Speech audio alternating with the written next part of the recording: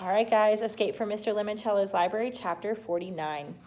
Now then, Charles, said Mr. Lemoncello, would you like to utilize any of your remaining lifelines, perhaps an extreme challenge, and ask the expert?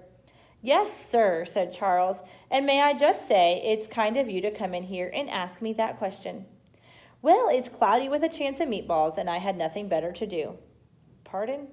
Nothing, just a brief flight of fancy, my mind sailing off past the phantom toll booth. So which lifeline would you like to use?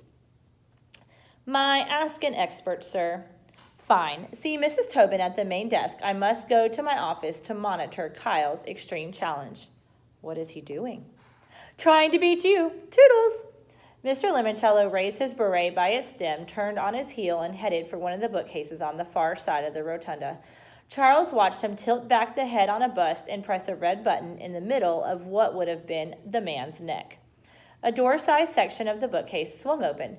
Mr. Lemoncello stepped into the darkness, and the bookcase swung shut. Charles hurried to the librarian's desk at the center of the rotunda reading room.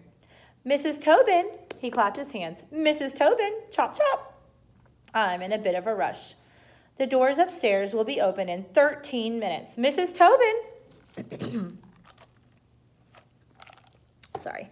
The holographic librarian finally appeared. Good morning, Charles. How may I help you? I need to use my Ask an Expert.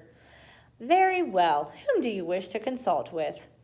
Someone who knows his way around a library.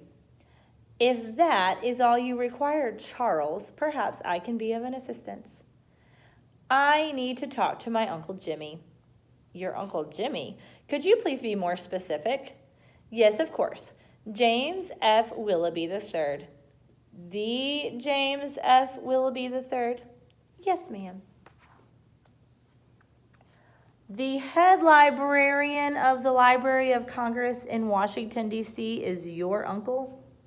That's right. If my mother's brother, Uncle Jimmy, the top librarian in all of America, can't help me find the one book I'm looking for, nobody can.